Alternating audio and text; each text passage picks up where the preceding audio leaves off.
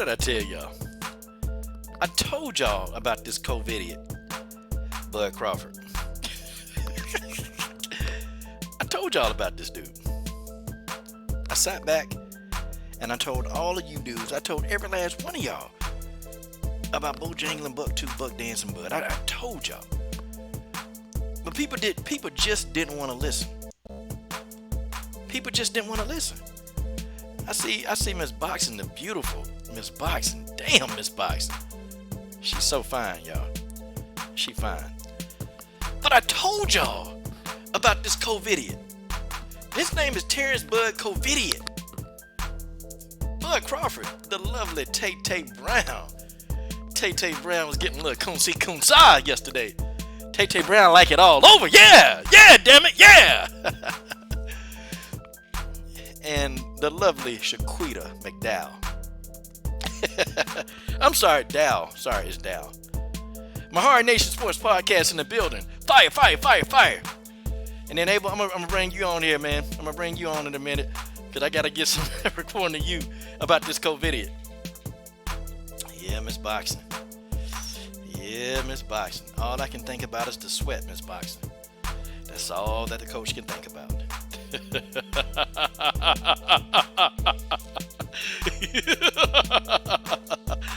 I tell you what, I love it. I see Marcus Bell in the house. Tay Brown got the water. Yeah, Tay. Go ahead on, Tay. Oh my goodness. Yeah, we're going to talk about Edward Hearn. And we're going to play Who Does Eddie Hearn Look Like? I see Drew Titan in the building, okay? We're going to talk about Wilder Fury 3. And we're going to talk about some of these naughty church pastors. Oh, you church pastors, what are you guys doing? You say you love the Lord, don't you? Oh, my goodness. I think it's time to cut the music, y'all. It's the best women's MMA platform on YouTube. Now, I take that claim.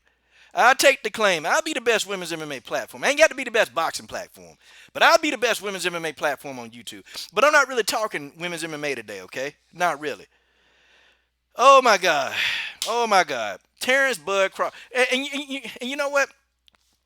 Let me go ahead and let me get y'all started right. Okay?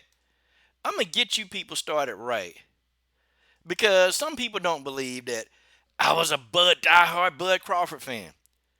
I surely was. Oh, was I a Bud Crawford fan? Man, I used to fight the battle of racism for Bud Crawford. I used to stand in the gap for Bud Crawford. Man, I used to be Bud this, Bud that. Man, look. I say forget Bud. Forget old Bud. All right, but guys, check it out. I'm finna hook y'all up. Bud Crawford intro.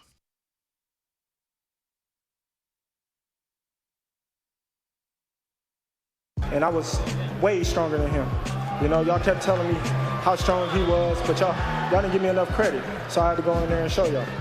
Slapping any man, spitting grams, verbal minivan, sipping Henny, murder mini on your Instagram. Body slam rap, aiming for your cap twister.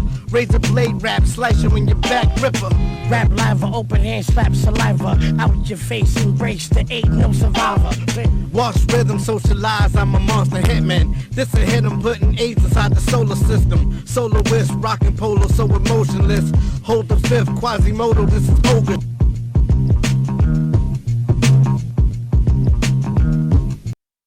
And I was way stronger than him. You know, y'all kept telling me how strong he was, but y'all didn't give me enough credit. So I had to go in there and show y'all. Slapping any man, spitting grams, verbal minivan, sipping Henny, murder mini on your Instagram. Body slam rap, aiming for your cap twister. Razor blade rap, slice you in your back ripper. Rap live, open hand, slap saliva. Out your face, embrace the ain't no survivor. Wash rhythm, socialize, I'm a monster hitman. This a hit, I'm putting AIDS inside the solar system. Soloist, rockin' polo, so emotionless. Hold the fifth, Quasimodo, this is Hogan.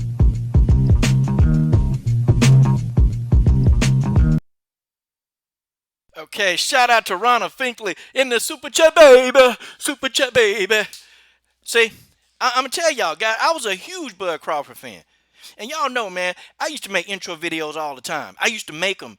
And I tell you something, man, I got 30 some intro videos of fighters, okay? I got a lot of them, okay? But, this one, I always put it up there because why am I going to spend this time, man?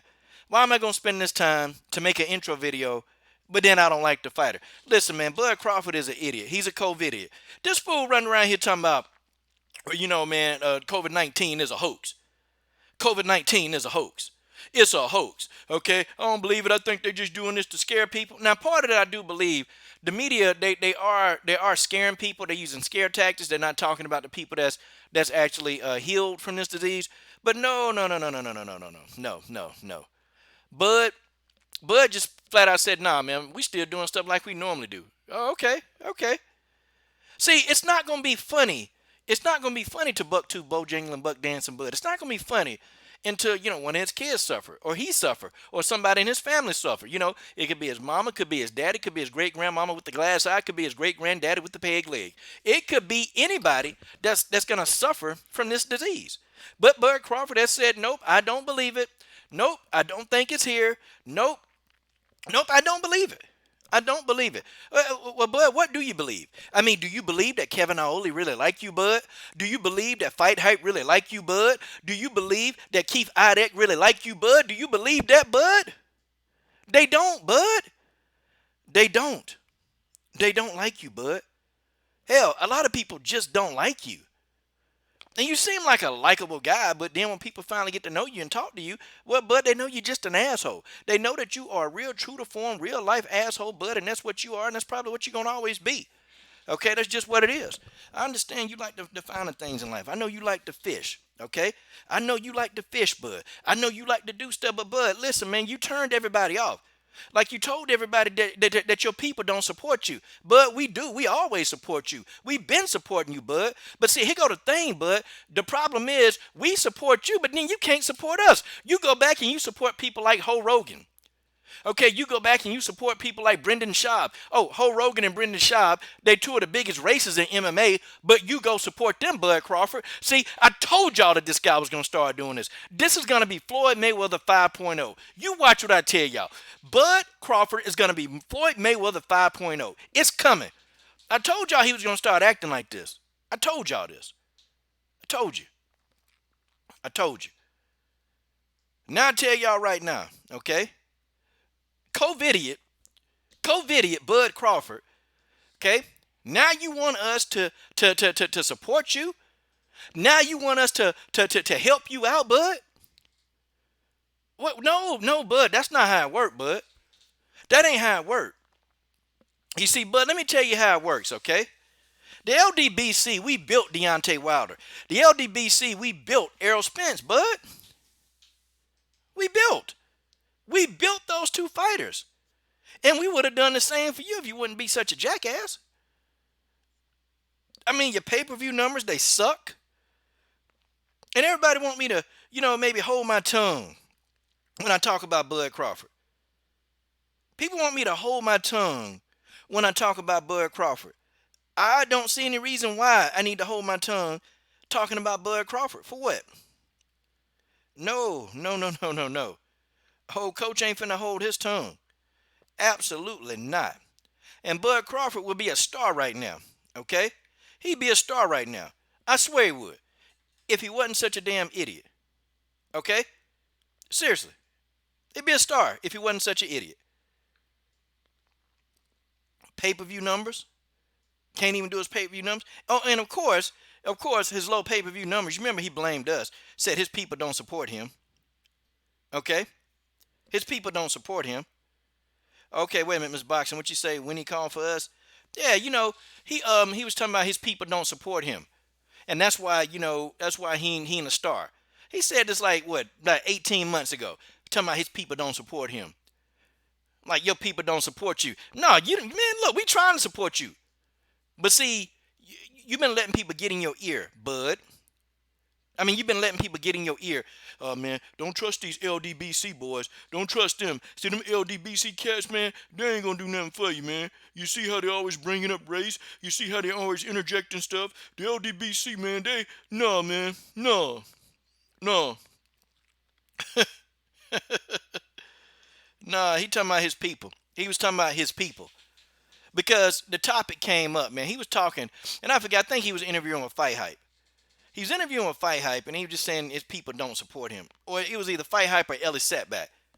The interview was damn near 2 years ago when he said it though, and I said, "Are you serious? Crazy."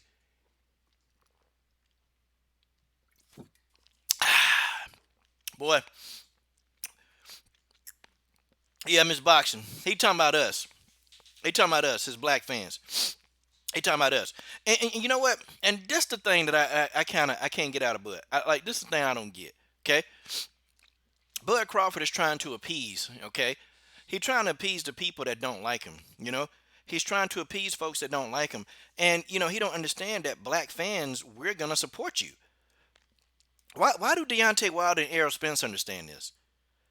Why do they understand this? I mean, listen, y'all. The man Bud is a beautiful boxer. He's a brilliant boxer. Bud Crawford is brilliant. Okay, he is so brilliant.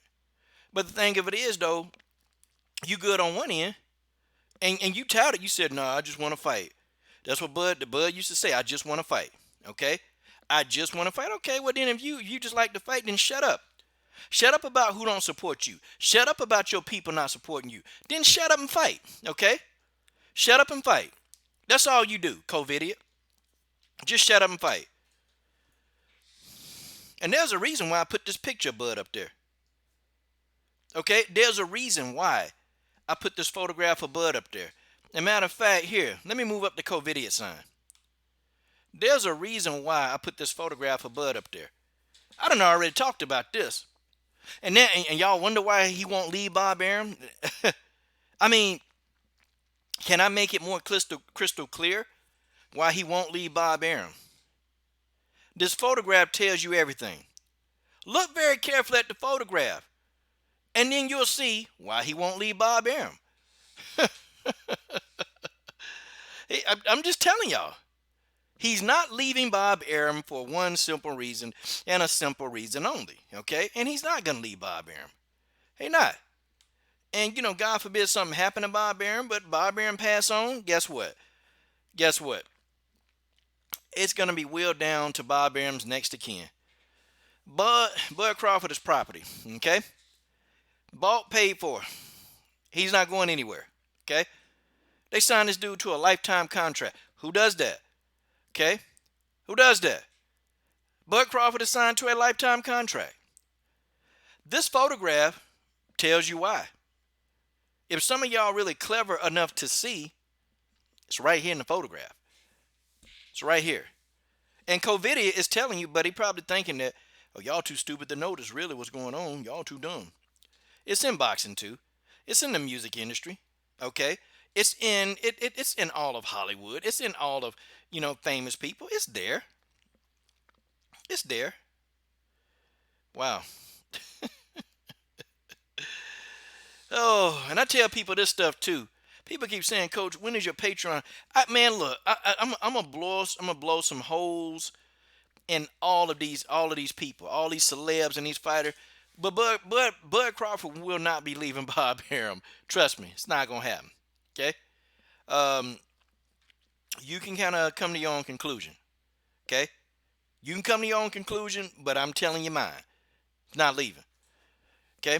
And not only, Bud Crawford even said that he didn't feel like Bob Arum was doing such a good job promoting him. Okay, so if Bob Arum wasn't doing such a good job promoting you, then why are you with Bob Arum?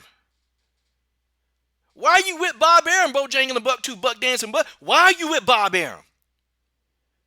If you know the man not promoting you, what you still there for?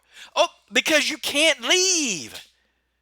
People, it's right here in your face. He can't leave. Even if he wanted to leave, he can't leave. Covidiot can't leave. He can't leave. Oh, Bud.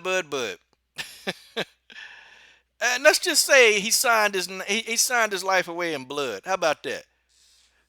Bud signed away in blood. Blood for Bud. Man. Yeah, Miss Boxing, he does. Bud Crawford, he does do stuff in the community. Now, I'll give him that. He does do little things in the community. He is very loyal to his hood where he grew up out of. And Bud Crawford still got friends right now that he been dealing with since he was like a child. So, I'll say Bud does do stuff in his community. He does, okay? He's not totally like that introverted where he don't forget. Bud don't forget where he come from. But he's going to turn into Floyd Mayweather 5.0. I'm telling you, it's coming. I told y'all about this.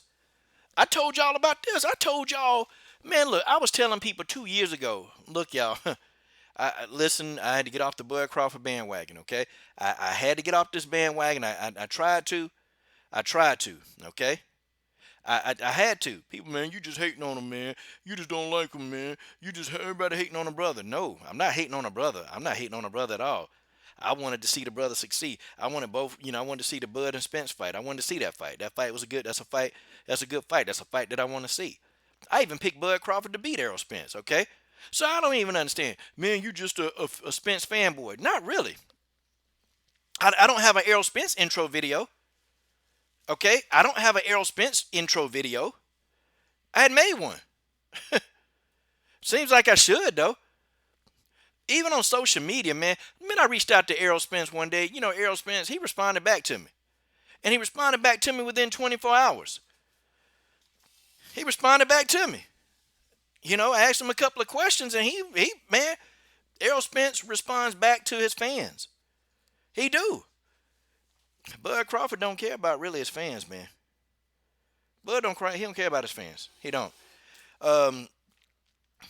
I think Bud, what he need to do, okay, if he really want to be popular, okay, fine. You want to be popular, you got to deal with the people that's going to roll with you. You got to deal with us, okay? And this is not trying to be funny. I'm not being funny, but, Asians, they're not going to support Bud Crawford. You're going to have some Asian fans, okay? He's going to have some Asian fans, but they're not going to be hundreds and thousands of Asians supporting Bud Crawford. Okay? Hispanics, they're not going to support Bud. You're going to have some Hispanics that do support Bud, but they're not going to come out in hundreds and thousands. And do I think that Asians and Hispanics are racist for this? No. You support where you come from. You support your own. I don't have a problem with anybody. Even if a white guy said, man, I'm going to support him because you're white. I'm not going to say racist. I mean, white people are familiar with other white people. That's just what it is. It's not a racist thing. It's just a comfortability thing. Okay? It is what it is. It is what it is. Bud Crawford not thinking like that. Bud Crawford want to appease everybody else, but he don't want to appease his people. We the only ones going to work with you. And when we find out that, this is what kind of said, this is what you say, this is who you are, and if we can't even talk to you for 60 seconds outside of the ring, but then, we see you giving interviews with Keith Idek. We see you giving interviews with Kevin Iole. We see you giving interviews with Ho Rogan. We see you giving interviews with Brendan Schaub. But then, you say you want your people to support you. Well, when your people come up to talk to you, you don't want to talk to your people, bud. How do you explain this? How do you explain it? Yeah. I don't know. This video, this is something that people are just not going to want to hear. Okay, they just not. Okay, I've got my strong opinions on Bud Crawford. You know what? And I don't get. People can disagree. It's not a big deal for me. When people disagree with me, I don't get upset. Just keep it respectful. Just keep it respectful. Well, I have. How you gonna explain this, Coach Shelton Harrison? There never been no comparison. You're live on the show. Sit back and have a listen. Crawford said COVID-19 is fake. No, his relationship with Bob Arum is. Oh, Robert Henry went savage mode. Bud Crawford said. Robert Henry said. Bud said that COVID-19 is fake, but his relationship with Bob Arum is. That's true, y'all. That's true. I'm sorry, that's true. That's true. Well, hey, Miss Boxing, I tell you what. Hey, Miss Boxing, if you want to come on, you want to drop your link, shoot, come on here, Miss Boxing. Hey, Come on here. We can talk about Kunsi Kunsa. No, I'm just playing. I'm playing Miss Box. Yeah. Okay. Okay. Hey, and that's a good point. That's a good point. He had no problem giving them an interview or champ side. They're both black. So if he had no interview, Miss Boxing Baby, it's been a minute. Okay, it's been a minute since Miss Boxing Baby been around. That's like when Bud was like what? That's like when Bud was on the scene. She ain't did no interviews in a minute. And Champ side got the interview because he happened to be there in front of a crowd of other people. That's why he got. I'm just telling y'all. I'm just telling y'all. He just happened to got that interview because he was there. Okay, he was there with the crowd of other people that was asking him questions. But you try to pull him to the side, nah, he ain't trying to hit it. He ain't trying to hit. He ain't trying to hit. I'm just saying, you know. I'm just saying. So, then, okay, then why is it when Ellie Setback walk up to Bud and just pull him aside, Bud to do that? But why is it when everybody else, when I see everybody else, Bud Crawford won't even stop. He keep walking. And then, brothers got to interview Bud as they walking. Okay? Seriously. Seriously.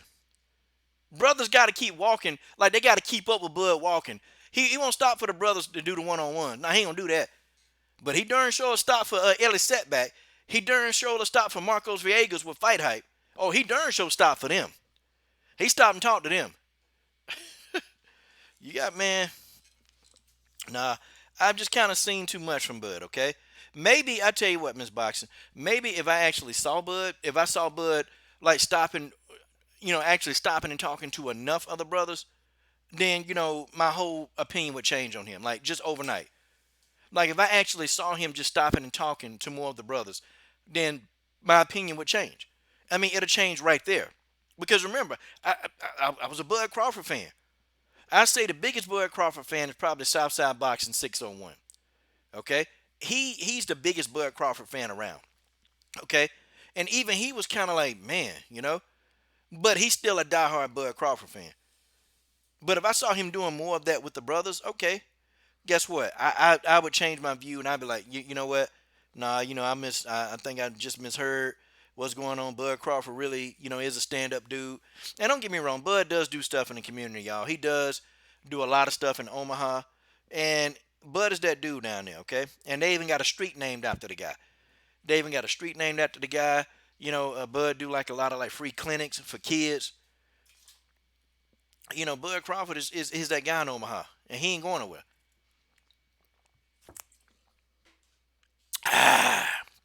Boy, woo! Drinking that Jamaican ginger beer. Nah, Miss Boxing, if he showed the brothers more love, like I notice like little small things. Like I really do notice small things with him. Like if he stopped, maybe even 60 seconds of his time, just stop. When the brother don't keep walking. When somebody trying to interview you, don't keep walking. Man, stop for 60 seconds. And most of the interviews, question people got, they don't last more than 2 minutes. You got 2 minutes. I'm going to tell y'all something, okay? The first live interview I did was with Dominic Cruz. And I don't know if y'all know him. He's an MMA guy, okay? He's really, really big in the MMA world.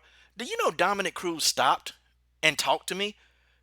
As I was interviewing him, do you know he did that? Do you know he literally stopped and talked to me? Like literally he stopped. Okay? Do you know when I talk to guys like Tyron Woodley, they big in the MMA world. Do you know he literally stopped and talked to me? Like literally, Amanda Nunes. When they came to my area. Amanda Nunes, they talked to me for 20 minutes. Okay, these are big MMA stars. And they don't have, they could just easily keep walking. Amanda Nunes, when I asked, I said, man, I want to talk to you. I want to talk to you, man. Amanda talked to me. Now I don't think Amanda knew that some of the videos I put out, but she probably didn't know that.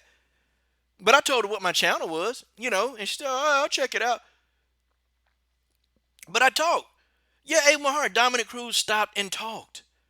Amanda Nunes, they stopped and talked. And these are stars. These are MMA stars, and they don't have this kind of attitude with the fans. Like, they stop and talk. They stop and talk to you.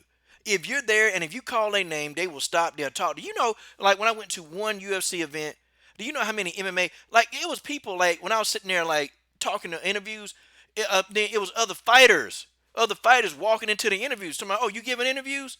Okay, man, I'll talk to you. Oh, I'll talk to you. Like there were fighters saying, I'll talk to you. Yeah, man, I'll talk to you, man. What you want? Like they were coming up wanting to give interviews. But then you get this arrogant asshole, Bud Crawford, don't want to talk. Don't want to talk to you. Just stop and talk to the brothers for a minute, man. You know, and Dominic Cruz told me, he said, you know, Coach, I got to go, man. He said, but, man, if you'll follow me, man, I keep talking to you. Dominic Cruz said, man, he said, Coach, I ain't ate all day. He said, man, I'm hungry. He said, but if you keep following me, he said, man, if you walk with me. He didn't say follow me. He said, if you walk with me, I'll keep talking to you. Look, man, this man, me and Dominic Cruz went into the restaurant where he was at. Okay, we went into the restaurant where he was at. Dominic Cruz was still talking to me. I'm talking about this man trying to eat his food. See, I'm going to tell you something. It's not, and Dominic Cruz not black. Amanda Nunes not black. But they really do care about their fans. They really do want to make their fans happy. And they get paid less. They get paid less than Bud. I think maybe Amanda making about $1 million something a fight. Dominic Cruz making about $300,000-$400,000 a fight. But what I'm saying is they make a lot less than Bud. They're more well known than Bud Crawford. They're more well known. They are. And they don't act like he act. I mean, he act like he God gift to people. He act like he God gift to the world. Like it's a pleasure to talk to me. I mean, amazing. Amazing this guy. Amazing this guy. Hey, what's up? That's my sister from another Mama Sports Princess. I love you, girl. Yeah, you know George, Juliana Pena, Tatiana Suarez, Marion Reynaud, Sabina Mazo. Man, I got all their phone numbers. I got every last one of their phone numbers. And they were like, Coach, give me a call whenever you want to talk to me. All of them. All of them. Okay? Every last one of them fighters that I just named. Coach, if you ever want to talk to me, call me. Here's my phone number. They don't have no problem with that. But you get guys like Bud Crawford, nah. Now, Deontay Wilder's a real one. Deontay Wilder's a real one. He'll talk to you. Do you know, man, for the last, 2 months ago, for about a week, I was talking to Deontay Wilder, and it was about an athlete that I had an issue, and I ain't said nothing, because Deontay Wilder, he was saying, and I got to say this, okay? I got to say it because I want to make y'all understand why people love Deontay Wilder so much, okay? I'm going to tell you, and I got to say it. Deontay Wilder, I was telling him about a student, that I'm having that's got difficulties. And I asked Deontay Wilder, hey, man, would you talk to him? Would you say a few things? And Deontay Wilder said, yeah. You tell me how to reach him. But that's why people love Deontay Wilder. That's why. That's why people will sit there and break their necks to support Deontay Wilder. Because that's who he is. Do you know, man, if you ask Bud Crawford to do that, he probably, you know what, you'll have to convince him to do it. I mean, you probably have to convince Bud to do or say anything. You'd have to. Deontay Wilder, you don't have to convince the guy. You ain't got to convince him. Like, I told you, it was pretty bad. It's pretty serious, man. And I don't want to put the athlete information and personal business all out there. I don't want to do that. But it was serious. It was serious. And, Deontay Wilder said, tell me how to get in touch with him, and I'll talk to him. Yeah, Tay-Tay, Hannah Gabriels, even Clarissa Shields. And I done said, I just don't agree with some of her positions. I talked to her behind the scenes on social media, Clarissa Shields. We DMing each other back and forth. And I had to get understanding because she was talking some nonsense. I had to get me an understanding. But at least they respect their fans. At least even that delinquent, that thief, the thief Conor McGregor. I'm scared of Conor McGregor. Even he respect his fan, or at least he know that the fans are important. Now, he didn't respect that old man that got punched in the face. He didn't respect that man he stole his glove. He didn't respect that woman who he tried to rape. But he will say, get the fans in here. God, dog. You know, and Terence Crawford, Terence Crawford, I'm going to tell you, it's not that hard. It's not that hard for him to change. It's not. He ain't even got to stop being who he is. See, nobody's asking him to stop being Terence Crawford. We're not asking Bud Crawford to stop being Bud. Okay? We're not asking Bud to stop being Bud. That's not what it is. Damn it, Bud. Just say hello. Just stop. Stop for 2 minutes, Bud. Just stop and talk and address the person that's trying to get your attention, man. It ain't that hard. It ain't that hard. And you'll see that your popularity, your pay-per-view numbers. See, Instagram followers don't tell you. Instagram and Twitter followers don't tell you the story. It don't tell you the story. Pay-per-views tell you the story if people mess with you. Okay? Pay-per-views tell the story if people mess with you. And do you think 50,000 people mess with Bud? Do y'all think a lot of people mess with him?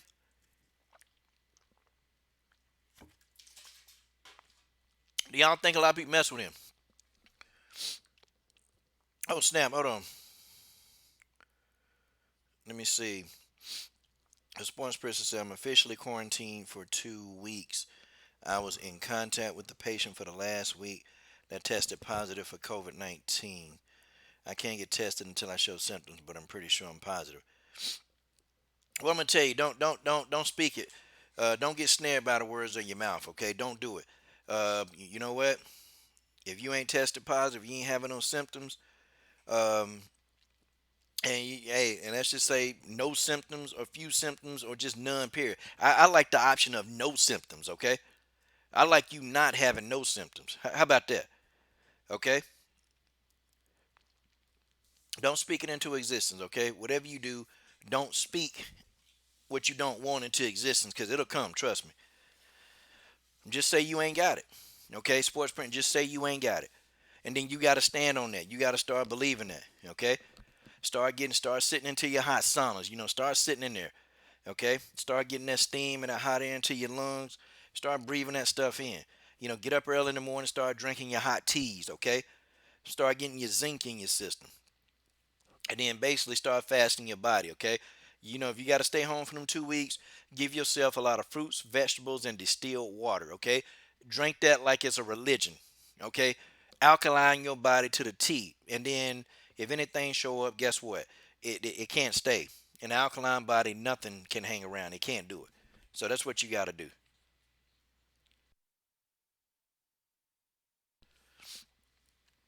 Yeah. I think you're going to, hey, you know what? You'll be okay. Because, people, when they cough, and people don't even understand, too, it's allergy season. Okay? It's allergy season, too, Sports Princess. It really is, okay? A lot of allergies. Allergies, and people mistake their allergies, for having COVID symptoms. I know that. But I'll be honest with y'all. Okay. Okay, so, I think what people do, you do what you're supposed to do. Like I told y'all before, you get that immune system, you beat that bad boy up, you do what you do. Okay, you go on a fast, but you make sure that you're not indulging in a lot of food and filling your stomach up. Don't do it. Okay? When you sit and you eat a bunch of food, your body can't divert energy to the immune system. It can't do it. Okay? Just do it. Just trust me when I'm telling you, okay? Raw fruits, vegetable, and water, and get up in the morning, drink hot tea. Okay? Yeah, they should compensate you. You're on a high-risk job, and they need to pay you hazard pay, too. The lovely Miss Boxing said it's going to be okay. Shout out to Miss Boxing. Ronald Finkley says, fruits, vegetables, and distilled water, lemon and lime water is hot fluids for me. Yeah. Okay? Tay Brown said, it's like that at my hospital. To then I can attest to me, until I have multiple symptoms. I'm just praying that God keeps me healthy through all of this. It's my ass on the line. It really is, Tay. And we can go to a sidebar. It really is it's your ass on the line. It really is. Because you're out there. you're around it, you know. And if you make one mistake, if you don't, like take your clothes off and wash them and take a shower when you get home, if you don't wash your hands as soon as you get in the house and you start just chilling, yeah, this virus is very, man, it's very contagious. It's very contagious. And they say everybody's gonna come in contact with it. Everybody.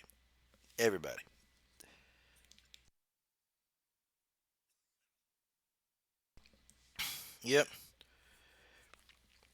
And people do have allergies. Like when I go outside, I'm allergic to grass. Well, not allergic to it. Like my allergies not as bad. Like mine, I know sometimes I can feel in my throat when I've been around grass a lot. But then when I go home, it's fine. It's allergy season. Salute to the body snatcher, S.A. Gucci. Salute to Eddie up in the building, okay? Salute to the ladies, the beautiful lady, sports princess, beautiful lady, Tay Brown, beautiful lady. Okay, Miss Boxing, beautiful lady, Shaquita McDowell, beautiful lady, God dog. Oh man, it is what it is though. But yeah, y'all, Bud is an idiot, and you know what? I'm gonna tell y'all something. Okay? Bud Crawford, him and Dana White got so much in common. Because Dana White thinks that, he's not going to contract it. Like, that's what Dana White believes. He believes that this is not going to affect him. Bud Crawford believed that it's not going to affect him and his family. It's not going to affect him. And so if it don't affect him, guess what? He's not going to care. Yep. That's old buddy Crawford. Man. God dog, y'all. It is what it is. It is what it is. XA Gucci said, what did Bud do now? Bud just running around here saying that, COVID-19 isn't real and, it's just scare tactics and, he's saying all that dumb stuff. Okay, Eddie Hearn.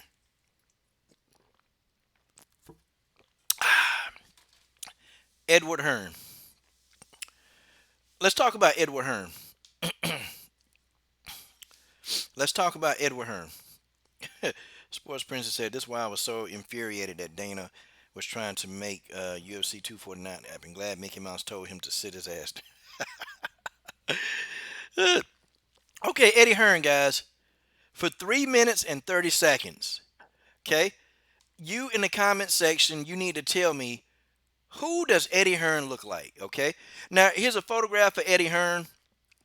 This is the Eddie Hearn roast session. Who does Eddie Hearn look like? Time starts now. Who does Eddie look like, y'all?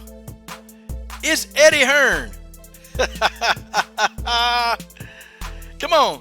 Okay, I'm going to start off, okay? Eddie Hearn looks like Pierce Bronson, James Bond. Come on, who does he look like? Tell the truth. Who does Edward Hearn look like? We got a little bit of time left, y'all. We got a little bit of time left on the Bites with Balance Show. You're live on the Coach Show, the Coach Show Live. Who's he look like? I'm going to read off the comments now. Okay, George Page says, Eddie Hearn. Wait a minute. Hold on. Oh, Eddie Hearn, that Don Johnson wannabe. Yeah, from Miami Vice. George, that's a good one. Yeah, damn it. Miss Boxing said Eddie Hearn looks like, where's Waldo? Oh, snap. Ronald Finkler said a fat Mark Wahlberg with his roof missing. God, dog. XA Gucci said POS, a piece of shh.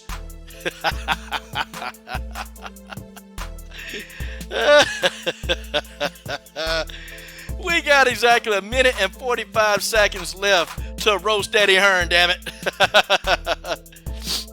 My Heart Nation Sports Podcast said the younger version of Donald Sterling, the former owner of the Los Angeles.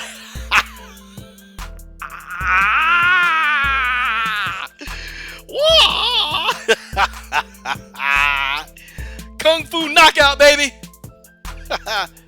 Oh, Ronald Finkler said he looked like that cartoon bald-headed kid. We got about 60 seconds. Come on, dog him out, y'all. Dog him out. A generic version of Leonardo DiCaprio. Oh, Sports Princess. That's just terrible. How you guys talk about him like that? You guys ought to be ashamed of yourselves for this, damn it. Okay, got time for one more. Who does Eddie Hearn look like? He looks like Oscar after a lot of...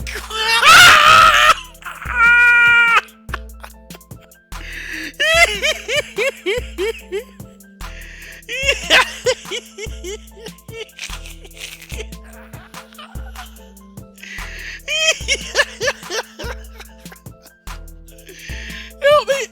Help! I can't take it no more!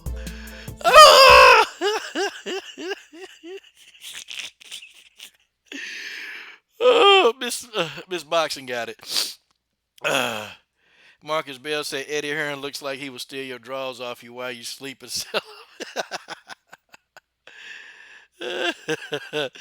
Okay, the music stopped. A. Mahar said he looked like the white version of sellout Stephen A. Smith without the with the bald hairline. George Page says careless Shisper George Michael looking. Oh yeah, George Michael. Hey, you got to have faith, the faith, the faith. Hey, I got to have faith, the faith, the faith. Baby, you know that everybody gotta want faith too.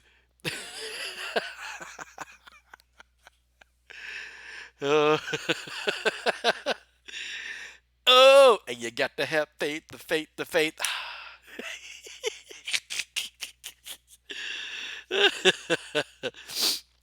Okay, oh man, Abel Mahari, man, Abel Mahari. Hold on, man, I gotta send out a link to Abel Mahari.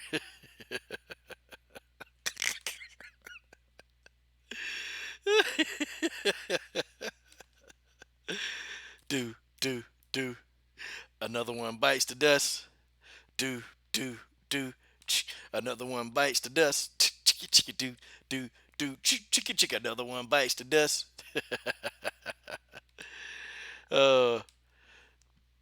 Hey, I made up a song about Triple G. I made up a song called Here we go. Another one bites the dust.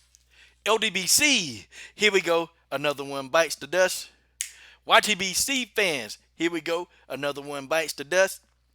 Triple G fans. Here we go. Another bum bites the dust.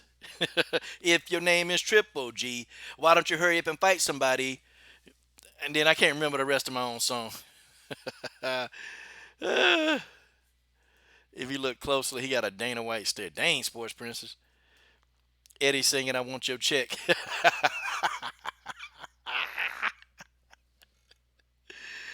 Okay. All right. Serious question. I want to ask this question, okay? Let's say you got a daughter, okay? Let's say you got a daughter. And you have a daughter. How you spell Jeopardy? I can't spell. Okay. Let's say you have a daughter. And your daughter brings home one Edward Hearn. Okay? Your daughter brings home one Edward Hearn.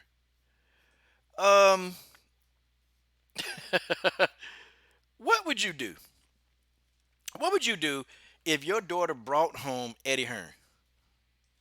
Tell the truth. Okay, we're going to do this for 2 minutes, guys. I only got 2 minutes on this. Okay? And let's go. Okay, Abel Mahari is in the stream. Abel Mahari, how you doing? Oh, Abel Mahari. Yes, I'm right here. What's going on, man? Man, Abel Mahari in the goddamn building. Crap. Where's my Jeopardy music? Damn, I can't find my Jeopardy music. Abel, what the hell's going on here? You'll find it. I can't find the Jeopardy music, but that's okay. We'll start, okay? Damn, what was the question again? Oh, yeah. What would you do if your daughter, we'll start with you, Abel.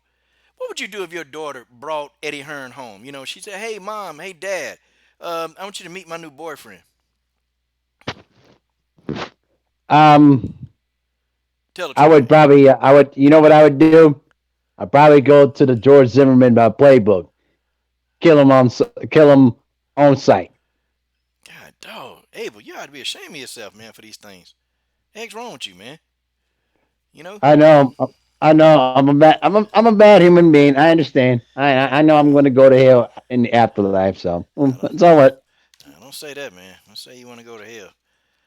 No. But I'd actually, in all seriousness, though, you know what? Have you seen the movie Bad Boys 2? With Martin Lawrence and Will Smith. Oh yeah. That part that where the Martin's daughter was gonna have her first date, and then that one kid came over. You know what I mean? And he interrogated the shit out of it. That's what I would do. Dang. But that don't mean you going to hell, Abel.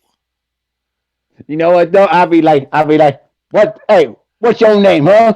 What's your name, huh? And then I would tell him like, you gotta bring my daughter back at 10 o'clock, not 10:01, not 9:59, 10 o'clock. Because if you don't bring her back, I'm gonna come in the car, locked and loaded, and ready to hunt your. You know what I mean. So I'm gonna keep it PG-13. I ain't gonna say what I'm really for. I tell you what, man, I can't. I can't have them over my house. Can't have them with my daughter, man. Nah. First thing I do, I have to fumigate the place and fumigate her, and I take her somewhere, man, where she can get her brain pumped and forget the awful memory of this savage. Eddie Hearn is a savage. That's what he is.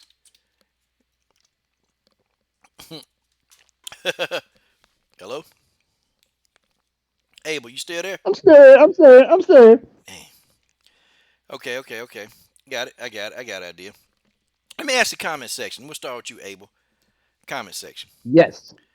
Okay, what would you do if your daughter brought home Conor McGregor? Uh-oh, got quiet on that one, didn't he? Because I would probably want to, because I killed that motherfucker. I'm sorry. Language, PG-13, language. I would kill him. No, I'm not playing. I'd kill him. No, hell no. You kidding me? That low white piece of work known as Conor McGregor. Are you kidding me? No. I call immigration. I call him like, hey, deport his ass back. Take him back. Get him out of here. Like, call immigration. He ain't got no paperwork. And then they'll be like, yep, you got no paperwork. You're not a U.S. citizen. We're going to have to send you back to Ireland. I'm sorry, Mr. McGregor. And they'll be like, you do nothing, little. You do nothing. Like, oh, yeah? Pop! Knock you out. Dang, you know what I mean? Just like what Khabib did. He was talking about he going to go in there and knock him out. God, dog, Abel. Hey, so what you going to hit him with to knock him out, man? With a real fist. Not like the damn trolley that he tried to use on Khabib.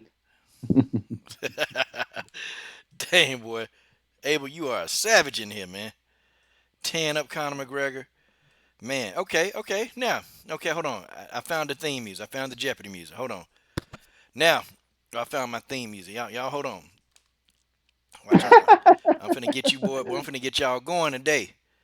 We finna have some fun on here. You know what, dog? We finna have some fun. Yeah, go ahead.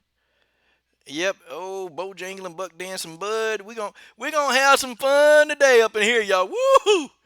Yippee-ki-yay. All right. Hold on. Putting the music up now. I understand. Excuse me. Miss Boxing in the building.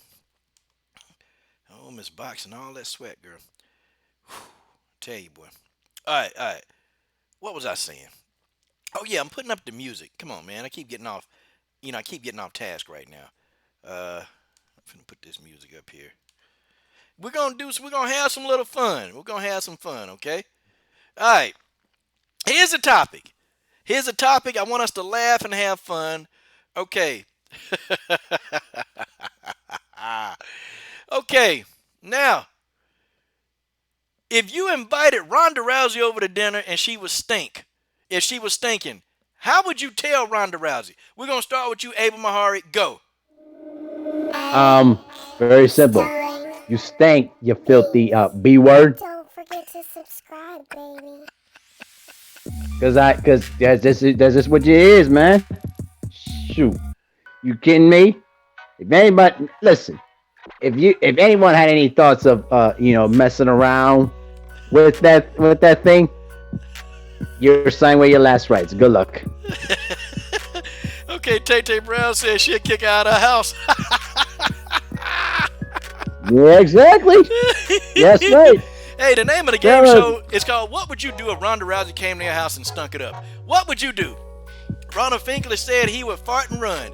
Ronald Finkley, God dog. Abel, what would That's you do right. again, man? Come on, let's keep it going.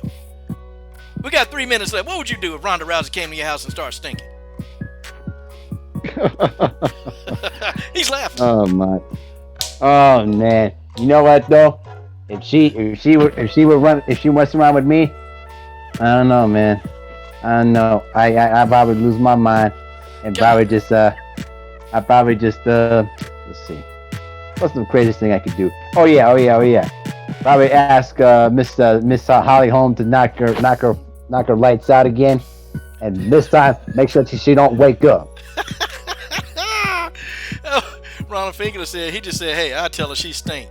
George Page says, B, wash your A. Combo Breaker 99 says, shoot Ronda with a hose. That's a good one. That's a good one. Tay Brown said, get out of my house with your stinking ass. Ugh, Ronda. That's right. Tay said she gonna power wash it. I'll watch that thing. And you know what though, Coach? You know what? I don't think that won't be enough anyway.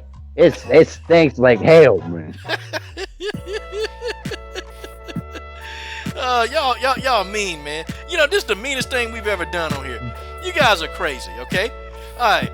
Okay, we're listening. Miss Boxing said, I throw some holy water and apple cider. Wait a minute. Hold on. Wait a minute. I can't. Wait a minute. The sun. Miss Boxing said, I'll throw her some holy water and apple cider vinegar on her. Okay. Yeah. Hey, Miss Boxing, I got some of the Coach Sheldon Harrison holy water. Okay. Hey, Ronda Rousey can get some of that holy water. She can wash her face. She can wash her mouth, brush her teeth with it, or wash her ass with it. Doesn't matter. The holy water works on every body part. Okay, guys, that's the end of what would you do if Ronda Rousey came to your house and stunk it up? Okay. All right. One more. Hey, wait, Coach. One more thing before you end it. Mr. George Page said, "Burn the house down as she leaves." That's the legendary George Page. Okay, George Page in the comment section. Okay, Abel, let's go ahead and move over to Wilder Fury. Yes, sir. Okay. All right. In your Yes, mind, sir. what does Deontay Wilder? What does he need to do to secure a victory when he fights Tyson Fury again? Get physical with him. If you got to fight dirty with him, you got to fight dirty with him. All right, because you know that Tyson Fury is going to do illegal tactics once again to try to win. So you got to listen. Fury was grabbing him like a headlock. He was like in professional. He was doing that same stuff in professional wrestling, like a side headlock, something like that. You got to do that. Plus, use that jab more. Use that jab more. Use your other tools in your repertoire to stop the off base what Tyson Fury can do. That's what I would do. More importantly, use your legs more, man. Don't stay stationary. Keep on, just punch more. You can't just stand there and wait for Fury to make a mistake because Fury throws more punches than what Wilder does. You can't be patient. You got to look to be aggressive from the outset. That's what I would try to tell him. All right, and listen, it's gonna be a fight. If he tries to headlock you or something like that, punch him in the back of the head. Or throw something dirty. Let him know that you're not going to allow him to do that no more. Put the pressure on the referee to do something about the holding. Okay, so Abel pretty much said fight fire with fire, y'all. I mean, and Yeah. I think he need to do that. Yesterday I was talking about, he need to really get his road work up to speed. You can't be a fighter and not do road work. You cannot. You have to. And also too, I want to see Deontay Wilder, actually start doing some different jump rope variations. Maybe doing some double jumps, maybe doing some running jumps. Maybe doing successive double jumps. Working on it, getting his timing down. I also want to see Deontay Wilder when he throw his jab. I don't want to see him throwing his jab like turning his body sideways. I actually want Deontay Wilder to develop his high guard and fight off his high guard because I think he can be more effective using the catch and shoot. Because Wilder, he's very, very flat-footed. And so when he moves around and he moves backwards, it's damn near impossible for him to fight off his back foot because he's flat-footed. And, flat-footed fighters, they have that problem. Now, a flat-footed fighter, they can hurt you the worst because when they set their feet and if they hit you, okay, if they literally hit you and they set their feet, they can knock you out. Okay, that's the good thing about a person being flat-footed. But if you have to make the flat-footer move laterally or move backwards, they in trouble. He need to be definitely working on that, man. But if he solve his issue of being flat-footed, and he can put orthotics in his shoes, he can do several different things, man. He can actually practice doing that for hours a day, getting up on the balls of his feet, getting up on it and making that a reality. And it's gonna hurt a few times, but I think he's gotta consider doing that. As I've seen Deontay Wilder run sprints, and it's not pretty. And I'm a track coach, and so my background definitely is in track and field, and I'm looking at, I'm like, nah, man, this ain't good. He need a coach that's going to show him how to get up on his toes and really utilize that lateral movement. Deontay Wilder can add that Yep. into his repertoire, and then his punch selection. Every punch, don't try to throw every punch with bad intentions. Like give Fury something to think about. Throw some punches in there to build up to actually get volume. Versus throwing every punch with a knockout. Like actually get some volume punches in there. Throw some punches. Get some combinations going, some fast combinations, not these like really looping combinations. I'm talking about short, quick combinations that's gonna sting, catch a buzz, and that kind of thing. And if he does that, he'll be very effective against Tyson Fury. I think he will anyway. He'll have more success. And then two, let me see. Okay, and yeah, we got some dude in here. Yeah, it's CSH if you really want to know what my name is. Okay, it's CSH. Let me see. What do he say? Bud F this girl. Well, hey, but you're still a virgin. How do you explain that? And new. Matter of fact, and new. You pretty much know what I'm about to say to him, Abel. You pretty much know what I'm gonna say. Go Um, ahead. why don't you come in, virgin? Call the phone number. I got to have you, Anu. Matter of fact, assume the position. Okay? You call in right now. You call in right now, and I will deal with you. Okay? I'll deal with you now. Okay? And since I got you here, man, I mean, look at this, man. I mean, you running around here, you're a virgin, you got them $2 shades on in the avatar. Boy, don't ever come on here. Don't ever come on here, okay? And try to get on here and start roasting. You can't roast. Man, forehead, man, you got a 58 head up there with them damn shades on, looking like one of the men in black. Look at that, man. And matter of fact, you know what, Abel? Let me go ahead and roast this whole dude. Who the hell cut your hair? Boy, that thing Hmm. like somebody cut that with a damn butter knife. Get your monkey ass off the coach's screen. Get your monkey ass out of here. And by the way, I must say though too, you have a better chance of jerking around your mother than having a chance of tasting around the best mac and cheese in the world made by the great Tay Tay Brown. Tay Tay Brown wouldn't give him the time of day.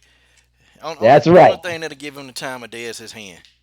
He need to call in. Okay. Yeah. Matter of fact, and new, I need you to call in now. Okay. Matter of fact, you pick up the phone. I ain't gonna jump on you, but I need you to call in now.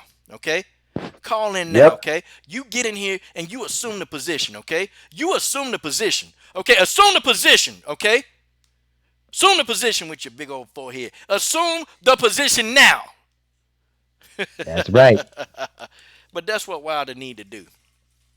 That's what he You know need to do. what? You know what though, Coach? I got three shirt designs that in my head that you could do now.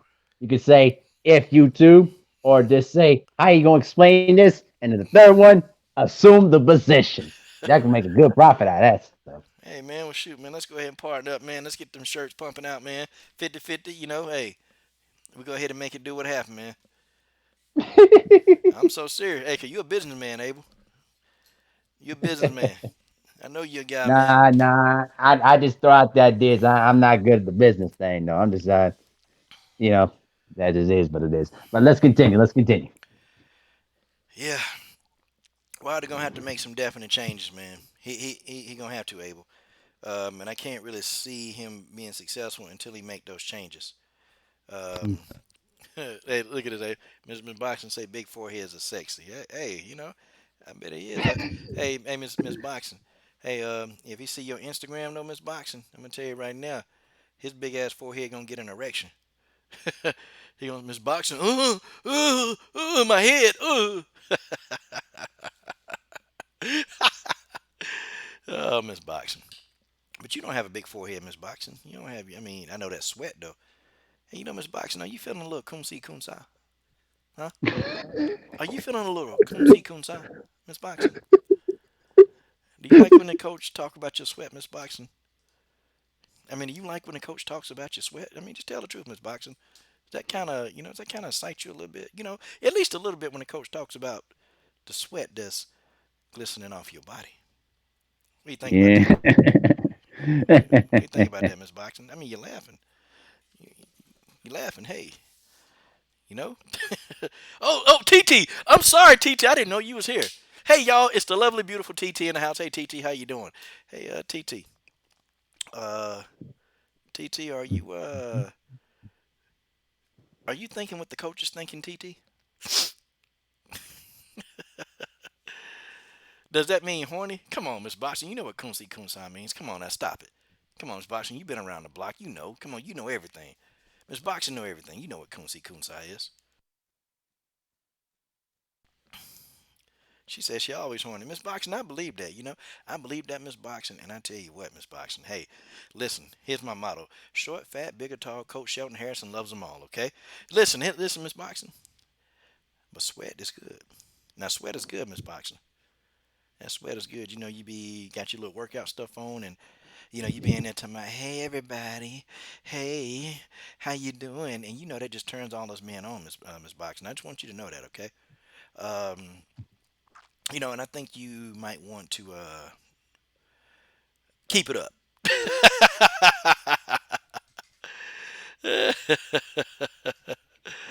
Okay, Tay Tay Brown says, CSH, you being out that inner beast, but I know you can tame me. You're the only one. Go, God, dog, Tay Tay. What? Hey, Tay Tay, you got Abel here. Come on, Tay Tay, what are you doing? What are you doing, Abel? You got Abel. It's Now, okay. It's okay. now, It's now, okay. She now, can she can say that, but you know what though? She knows the truth. It's okay. now you just hold on here, TT. Now you speaking to Marcus, but you didn't speak to the coach, TT. Are you feeling a little kunsi kunsa to the power too? Let me stop messing with y'all, man. If y'all think something wrong with me for real, just Just having be fun. careful though, coach. You know that somebody from Me Too might be watching this and be like, "Oh my God, why are you saying that? You want to be my dad? You're doing that? Like, get out of here, Look, I don't care. losers." I don't care That's nothing why. about. Go ahead. Yeah. I don't care You nothing know about what no though, dirt. bro? Yeah, go ahead. You know what though, coach? I'll say this though, real quick. For Yeah. Me Too people, that's why you never get any no D in your life. Be careful though, coach. You know that. Oh, Abel, you crazy. All right, caller, you on the air. Yes, this is Crom. This is Conan. Ah, damn. I want to say to you, coach, my prayers was answered with Mickey Mouse SmackDown Dynamite. Yes. Damn it, Yes. everybody. It's George Page, damn it. It's George Page. Yes. I said to Crom, Oh no. I pray to you. I want revenge for Chris Cyborg. But if not, I get revenge, to hell with you. And You then know, he gave my revenge. hey, shut up. Shut the hell up. You shut your damn mouth right now. You shut your damn mouth right now, okay? Because the Yeah, coach the will come over there. Crom. The coach will come over there and smack the yellow right off your teeth. I fear no little man like you, coach. I'm Conan. I sit on the throne with a heavy brow. He's doing the same thing again, Abel. He's doing it again. He's doing it again. What the hell is wrong with Yes, you? yes. Man, bro, like My friend, every time, if I'm angry at man. you, you will know. Get this man a porn magazine. He's laughing. He's laughing at us, man. This bastard is laughing at us right now. George, what the hell is your problem, man? You think this is funny? I don't find this funny.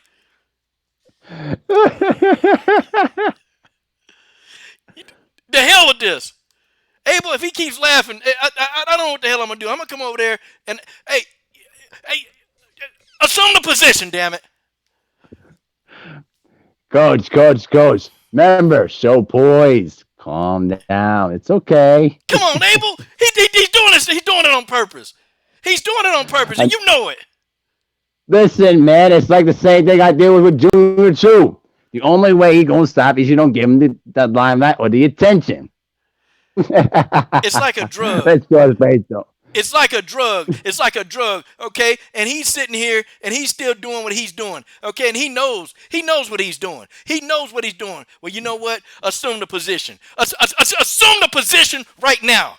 Assume the position, George. Where are you? Where are you, George? I want to go on mute and listen. Wait a minute. He hung up. George Page hung up on me. Damn.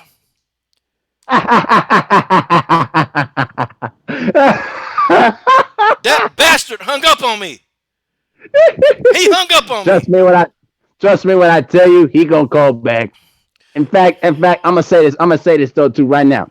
George Page, I dare you to call back and continue to get this work. Why are you antagonizing him? You know what? I don't even think you're his friend. I think you're just saying it just so you can make fun of him. You know what? You are a hell of a friend. You're a hell of a friend. Look at you, man. You ought to be a damn shame of yourself for the way you're behaving. Hey, like I said, that's why I'm going to hell after this, though, bro. You know what I mean? Hey, I just like to see madness created, and all I gotta do is just put more gasoline into the fire. That's what I do, you know. You better stop saying you're going to hell, man. You better quit saying that. That's a real place, my friend, and I don't think you want to be there. Nah, bro, I'm just playing, man. Yeah, but TT, back to my question. Thank you for joining the chat, TT. TT, I just be playing with you, TT. You know, you're definitely one of my favorite people. You, Miss Boxing, Tay, George, XA. You know, the family, Miss Sports Princess, the family. I don't know, man. I don't know, Chad. I think that the way that coach was approaching on George Page, though, man, it sounded a little hostile in this thing, though. I'm telling you. He's trying to get up under my skin. That's what he's doing. But I tell you what. You say shaking my head. Oh, she said shaking my head, Abel. No. Like, hey, Tay. Listen, I love you. You know what I mean? But I'm telling you, that mac and cheese, though, man, is it's tempting. I'm just saying. Hey, Tay, you might want to make this dude some mac and cheese. Gotta make him some mac and cheese. Okay, all right, let's do this. Okay. All right, to the ladies in the room, okay? What's y'all favorite meal? And I call this lie detector, okay? Now, ladies, in order to play lie detector, you got to tell me something that you know how to make, and I will detect if you're lying or not, okay? I will detect if you're lying or not. This for the ladies. Now, I got something for the guys, okay? Let's get the music going, okay? Let's get the music going. Okay, now I got the Jeopardy music. This is called Ladies Coach, and Abel can detect that you're lying, okay? First of all, ladies, you're going to tell us what you know how to cook, okay? Tay Brown says kisses. Tay, you can't cook kisses, okay? We talking about food, edible food, okay? What do you know how to cook? And I'm going to tell you if you know how to cook it, and I'm going to tell you if you're lying, okay? Let's start. Who's the first lady? Ladies only first, then we'll go to the men. Yeah. What do you know how to cook, ladies? Well, Abel, who do you think's gonna tell a lie first? Tell the truth. Most likely, George Page. But George Page isn't a lady. Oh, I'm sorry. I forgot. That's right. I don't know. I'm messing up. I don't know. Tay Brown distracted me. Dang, Tay distracted. Okay, George, you gonna let him talk to you like that? Miss Boxing said broccoli. That's a damn lie. That is a damn lie. That's a lie, Miss Boxing. Stop it. I don't believe that. I don't know. I mean, you gotta stop sweating so much in order to steam that broccoli. I mean, I don't know. You steam that broccoli the way you be sweating because you being a little coonsy. Oh, she said I stopped eating meat and chicken. Yeah, Miss Boxing, I can't eat no meat and chicken. I can't eat none of that. Okay, all right, Miss Boxing, I gotta believe it. But what do? Do you just make plain broccoli? Do you steam the broccoli? Do you fry the broccoli? Do you put the broccoli up? Miss Boxing, what do you do with the broccoli? Okay, TT says salmon patties. You know what, TT, I believe that. But my question for you, TT, is do you put the salmon patties on bread? Okay, do you use bread for the salmon patties, TT? And we're going to tell you if you're lying or not, okay? Don't worry. We know everything. Miss Boxing says she steam it. I believe in Miss Boxing because I I see you I, steaming everywhere. I Woo, Miss Boxing. know, I know, man, and I'm a witness to that. Okay. Tay Tay said mac and cheese, steak, salmon. Tay Tay, I don't believe that. That's a damn lie. Okay, next Other person. than that, no, what though? You know what though, Coach? Other than the steak salmon, I don't believe that. The mac and cheese, that's the truth. Well, you saw a picture of the mac and cheese?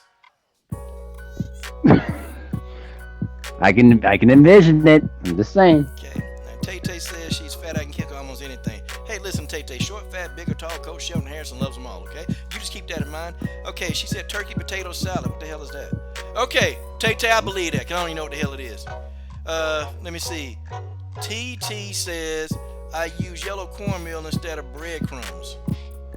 What does that mean, TT? What, are you making cornbread? I mean, what are you doing, TT? It just, lie. That's a lie. Lie. Okay?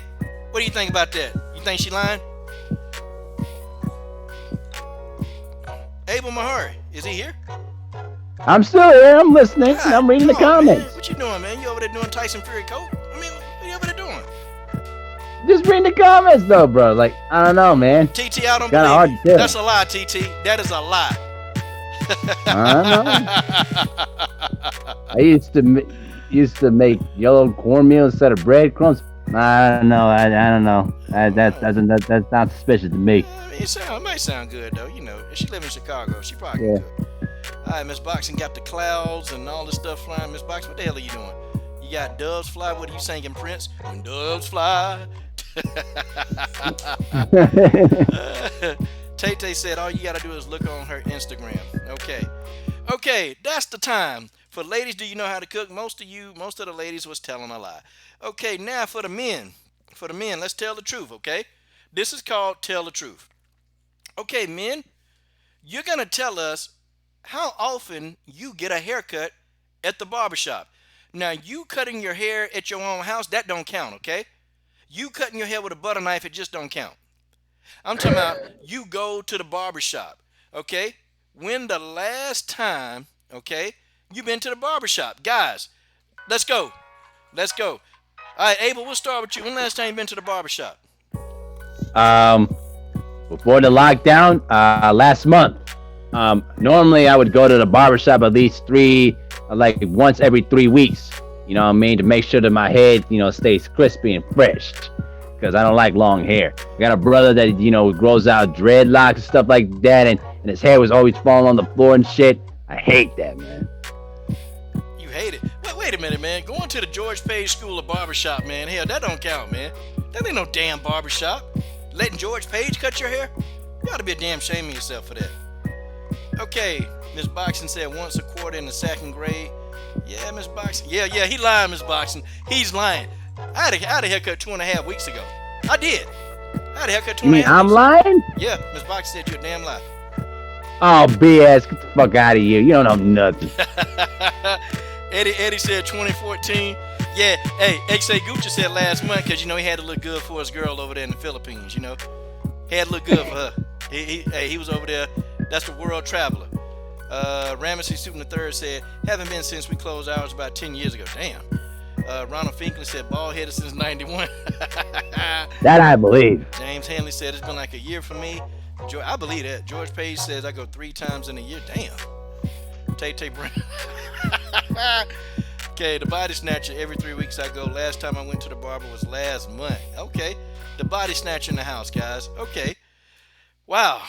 Okay. Well, can I get an amen, everybody? Can I get an amen? Because we're going to talk about some pastors. We're going to talk about the church. We're going to talk about the word of God. No. Anytime you talk about God, though, man, I have bad visions of that, though, bro. Because them pastors, though, man, they sexual predators, man. I'm telling you, man. Yeah, well, it's some good pastors. It's some bad pastors, okay? You know this dude, Eddie Long? Yeah, I know who that is. Oh, yeah. Last time I heard about that, the last time I know, he'll be like, I got 5 rocks, and I ain't thrown one yet. I'm like, really? You weak, bro.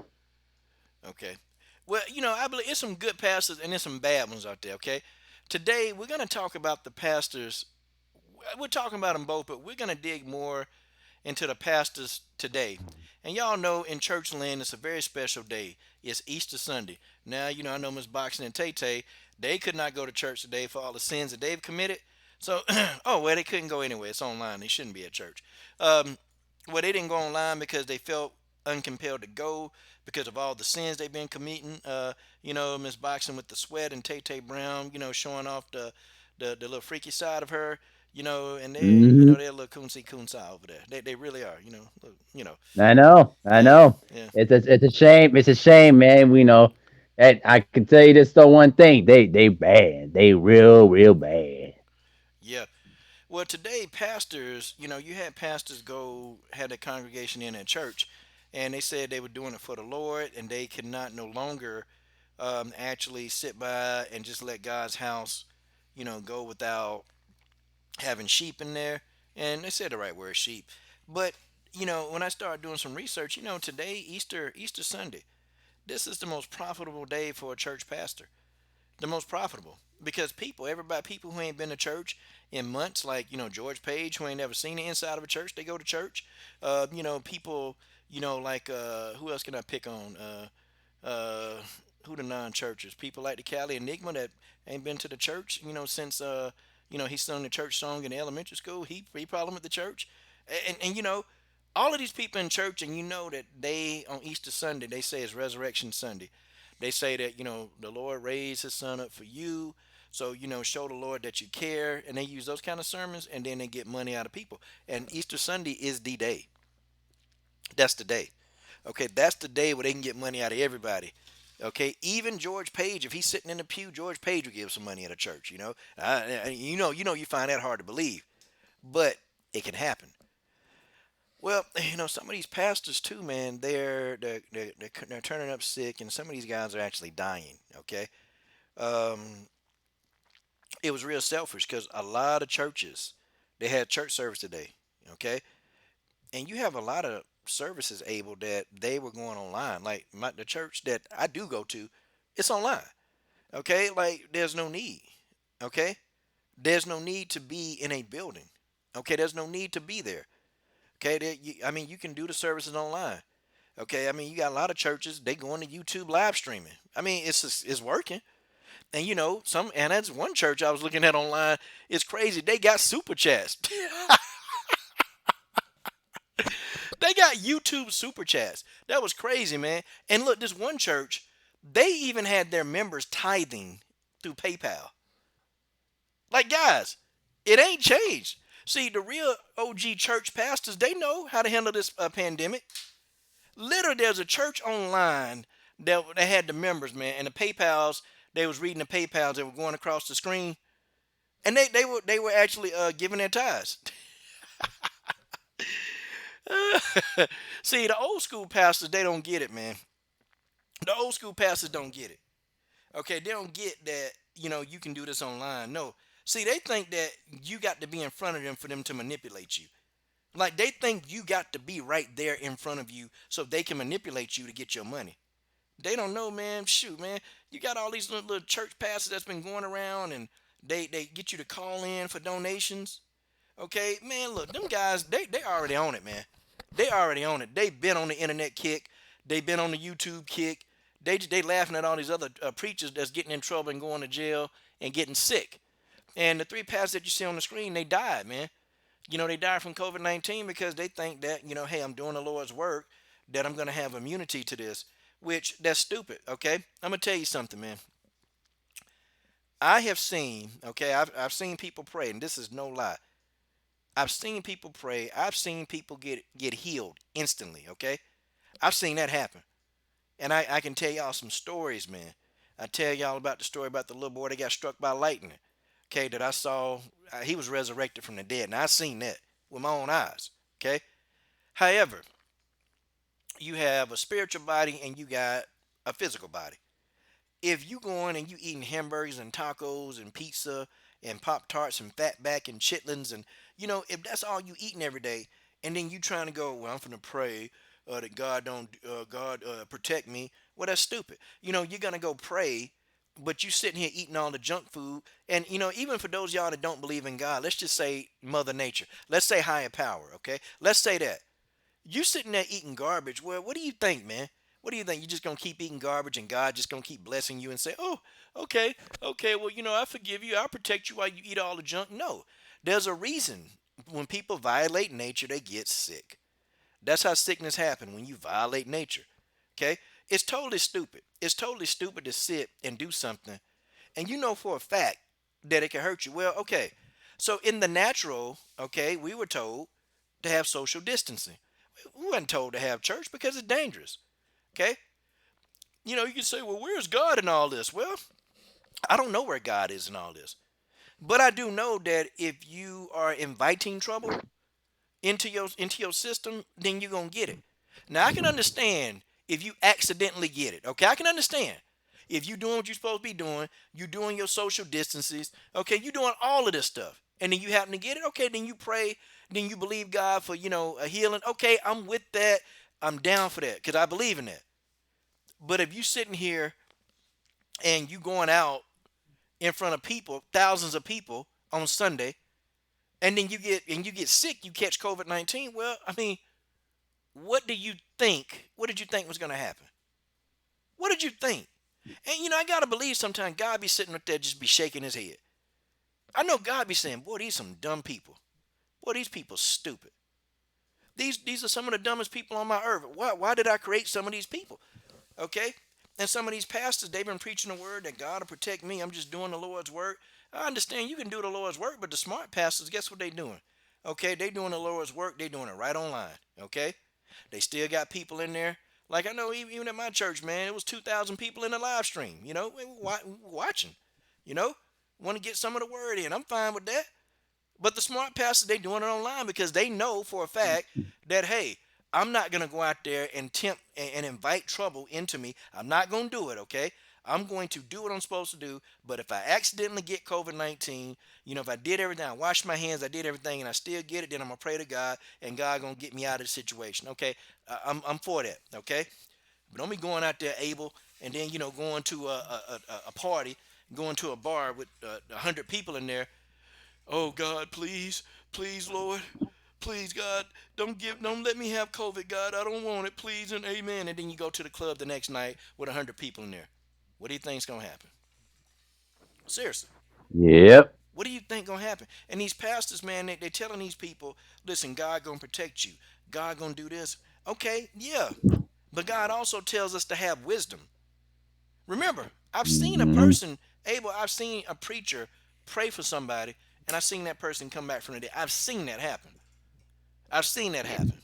And I've told the story. I was outside. One of my athletes and his little brother was outside playing with this little Nerf football. And then a bolt of lightning, it hit like this little metal pole. It bounced off the metal pole and it struck him, man. Knocked him clean off his feet, ripped his shirt apart. Okay? Now, this boy was about what? He was 8 or 9 years old at the time. He was dead.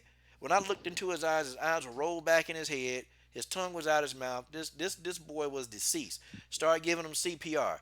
Then, hey, I prayed. I say, hey, God, hey, here's a little man, help him out of this, okay? Prayed, gave him CPR. Pulse came back, but he was in a coma.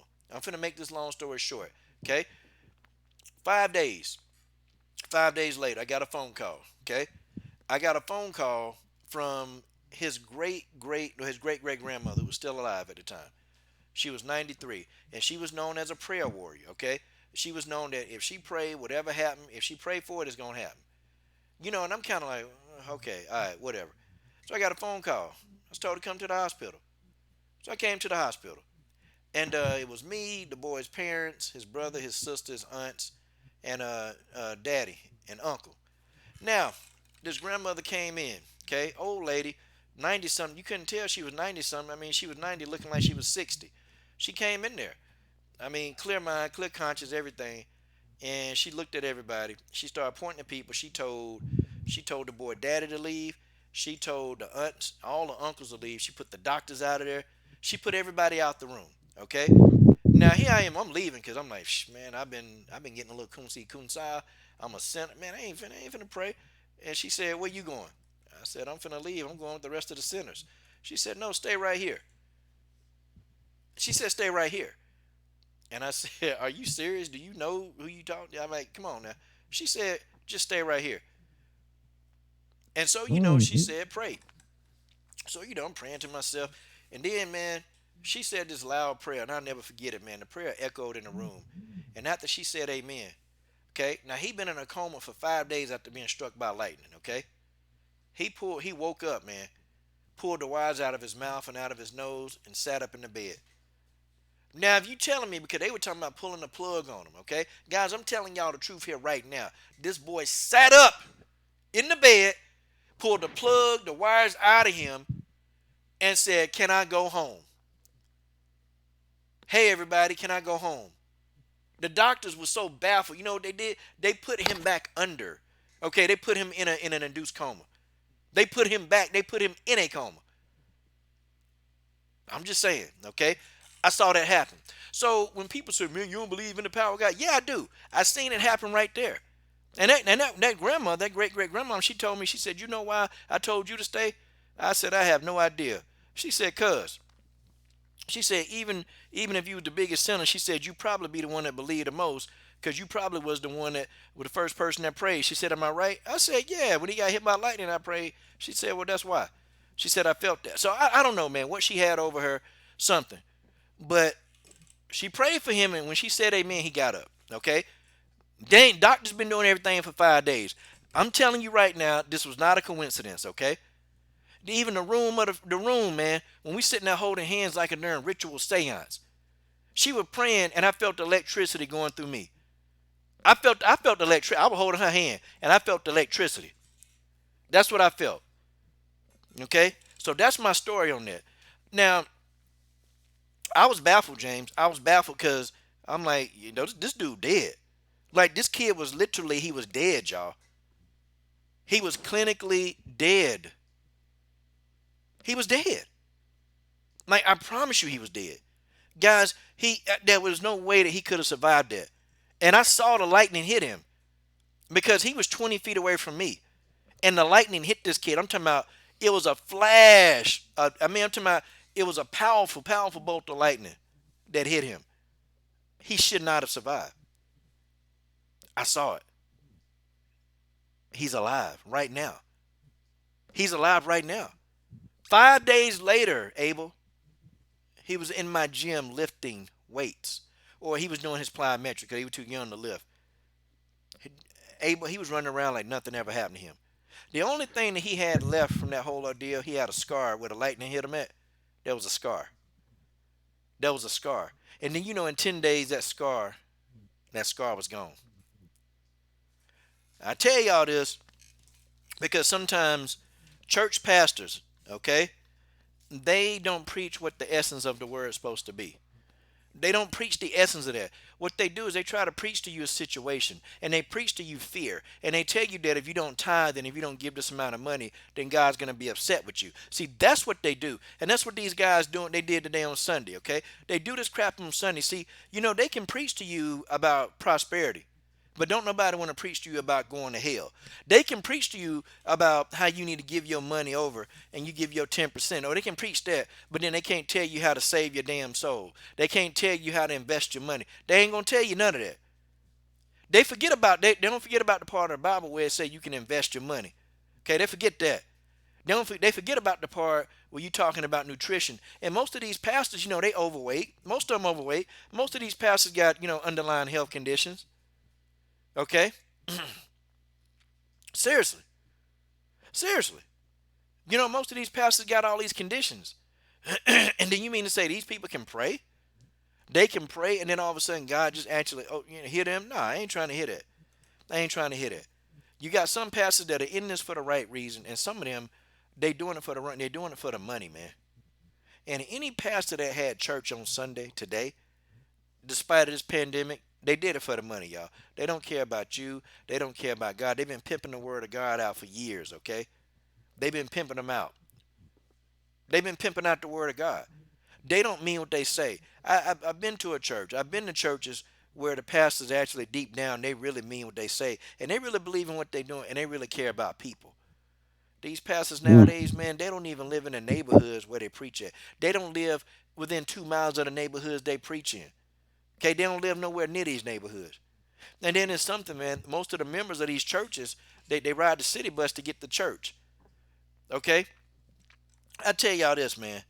I went, and this was last year. I visited a church with with this friend girl of mine. We friends, and she asked me to go to a church where I went. And I had a flat tire. Now I never forget this. And I went to put my spare on. My spare was flat. Now these are people at a church. These are people at a church. Do you know?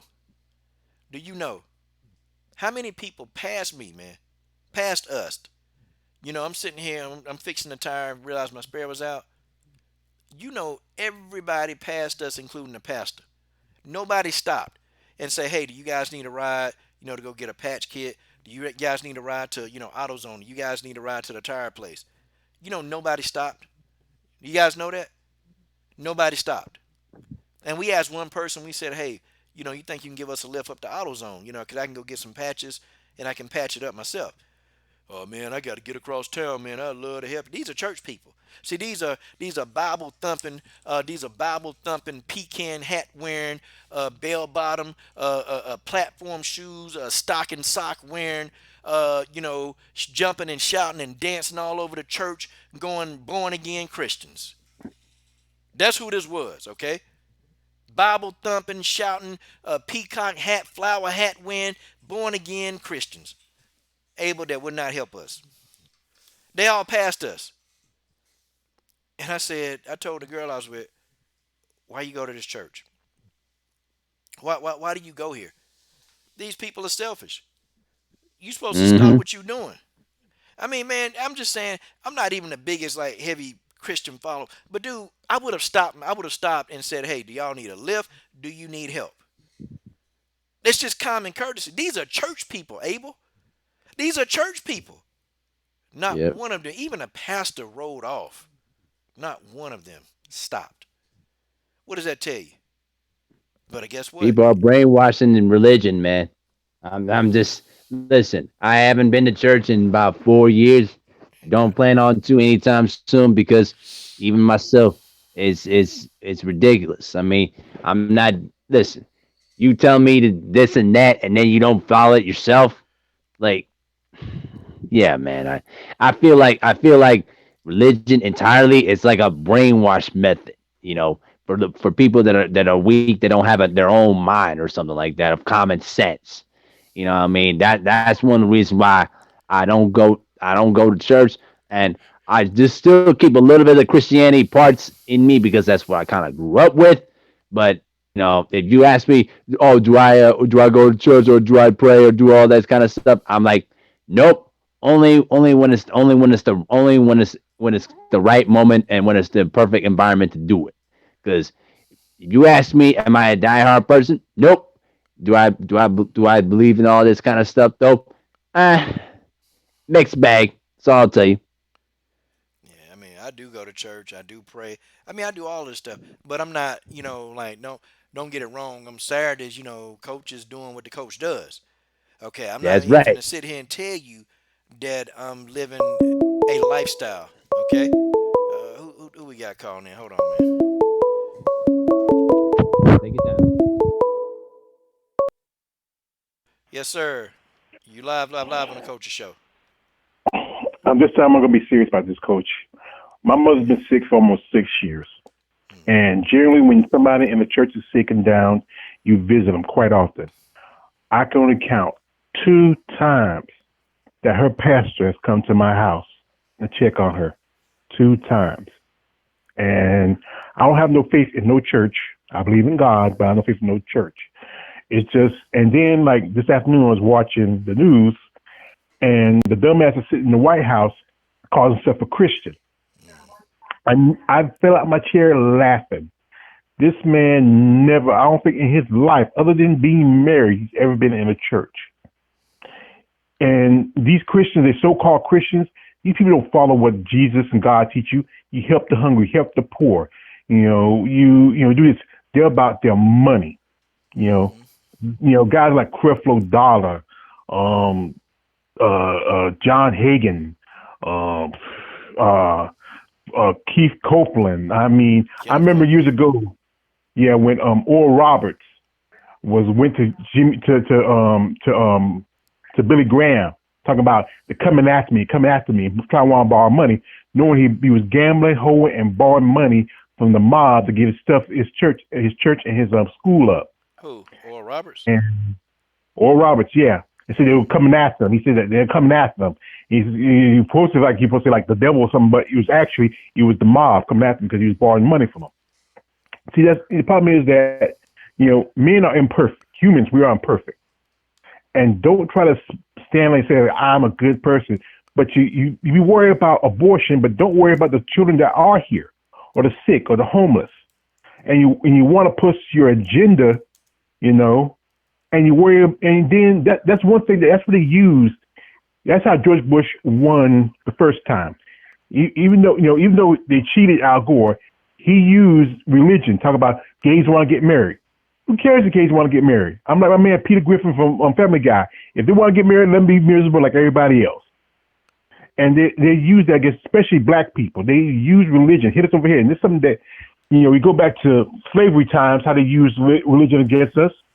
And then don't want to read what the Bible was taught to them. And they just give us half-ass shit to make them believe in and have believe in there and treat them like, that's just what it is. And that's the thing with the black community.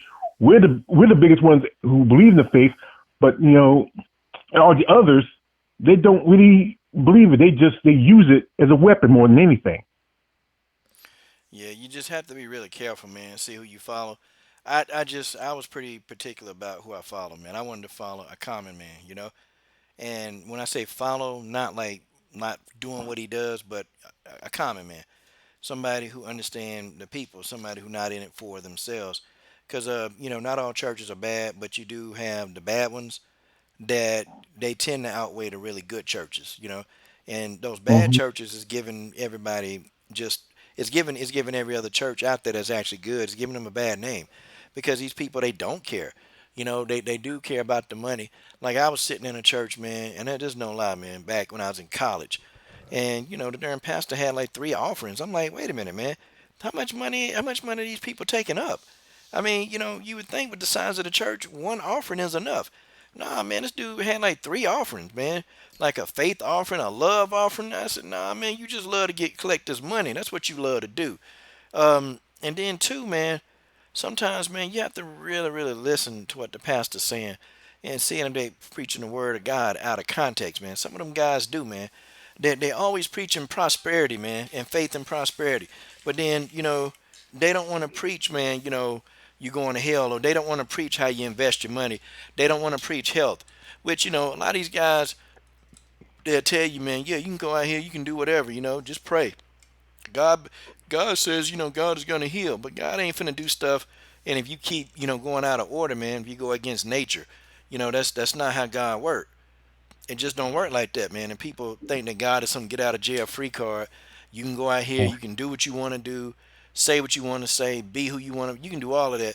And then just come back to God and say, I'm sorry, God. I won't happen again. Let me pray. And that's the kind of crap that they preaching to people, man. They preaching this nonsense to people. And that's why people don't want to go to church. That's why people see church as just a hoax, man. That's why people see it.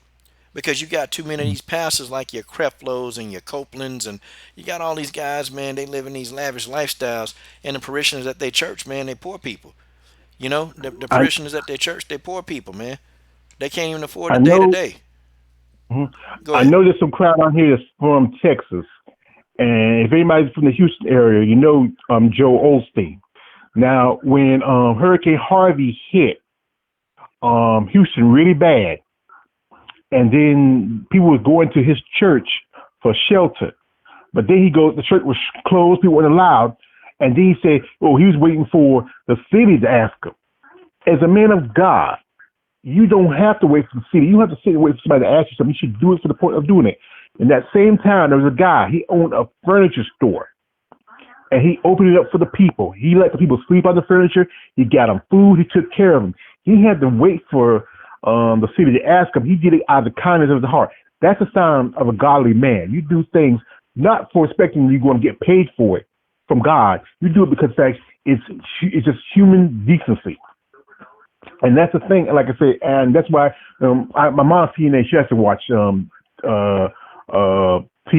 and and my mom used to watch it, but she kind of got out of it because once they started preaching, and stuff like that, and just it's just sad how they forget the idea of the faith is not to worry about borders. There's no borders. And like people trying to cross borders, they want to come here for a reason. This is a place you want to come. Everybody want to come to America.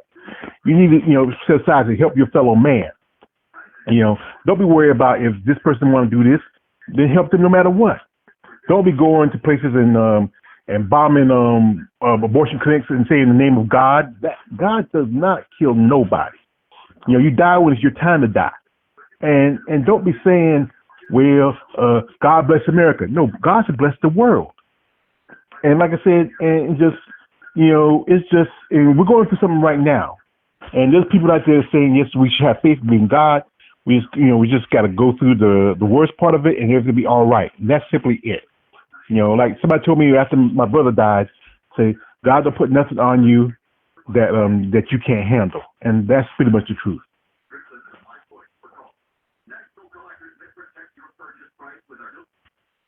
Hello?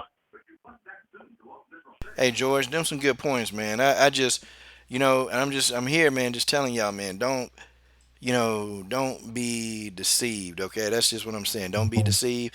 If you believe in God, you believe in God, but don't be deceived by a lot of these pastors, man. Some of them are good, okay? There are some great pastors. They're good, but some of them they're just not. They're not good. Some of them they only want your money, and if that's all they do for y'all, then that's it. I had a person who went to one of these little traveling pastors, the ones that come into town, they do like one of these little mega things, they collect a bunch of money and you don't see them again. And when I realized what it was, I told my buddy, I said, yo, homie, I said, I'm out. Why, man? This pastor been come to town for months, and I said he gonna collect about 50 grand from y'all, and he out of here. He ain't coming back. And he told me, man, when he called, he said, man, yeah, man, he was telling people to give $100, man, as a love offering. And said that if you don't give $100, then you're not really serious about getting a breakthrough. I'm like, we not?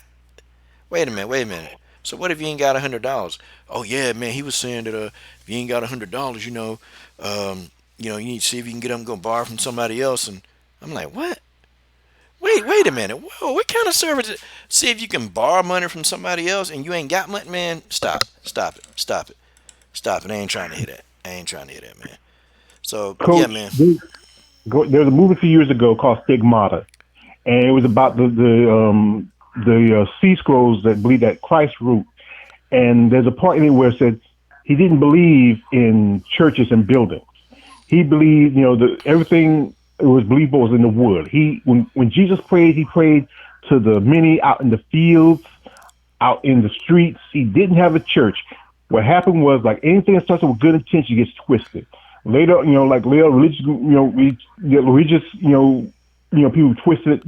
Remember they killed this. Like today is the Jesus' death, and this is the reason why they built off of this. They use it as a reason, and it's just sad that people forget about the truth that the thing was Jesus was the man who helped everybody. He did not discriminate. They keep saying that. There's one story people say that Mary, the woman who's one of his prophets, was a prostitute, but the story was that she wasn't. She was a maid that worked for a rich man, his wife, and she accused him of adultery. You talking about the Virgin Mary? That was Joseph's wife. No, not the Virgin Mary. No. Her name was Mary Magdalene. She was one of Jesus. No, that's Jesus' mama. No, there's two Marys. You forget there's two Marys. Come on, Mary Magdalene. That's Jesus' mom. George, nah, that's wrong. No, there was Mary was Jesus who married who had him, and there was the Mary that was his, the one that was with him is one of his disciples, and she was the one that was the stone throwing. It said, if any man's not guilty, you cast the first stone. And some believe said that she was not a prostitute; she was a woman accused of prostitution by a man's wife that they worked for. And also some say that, there's a book about Jesus that said that she was also possibly his wife. Okay. But you don't want to believe that. But you got to remember, Jesus was a man. You know, he might be the son of God, but he's still a man. He was raised as a man by Joseph. Now, I went to church and I learned that. But there's no proof that they were married. People just say Well, that. People just well, say, proof- you know, there's no proof of that. But yeah, she did travel with him. Yeah, I agree with yeah, that. that's a debate for another day. Yeah. Yeah. All right, I'll harass you another time. Good. Okay.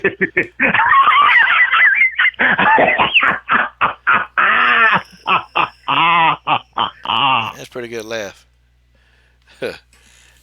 George Page, everybody. George Page. Okay, well, guys, this conversation has went on for a minute. I know people got stuff to do. Some of y'all be gonna be working from home. Wait a minute, is my man Abel Mahar is still in the building. What happened to Abel? I'm right here. God, dog, Abel Mahar. Man, I had to sit back and listen to the conversation through my phone though too. So I had to listen in a little bit though too. I mean, y'all had a good conversation though. You know what I mean? But I'm gonna say just real simply, when I go to church, I see too many double standards around me.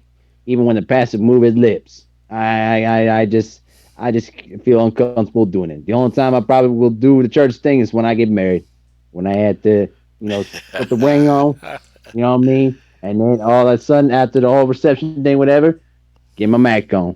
That's what I'm gonna do. Get his Mac on. And with that, okay, we're gonna close it out. Abel Mahar, give me your closing thoughts, man.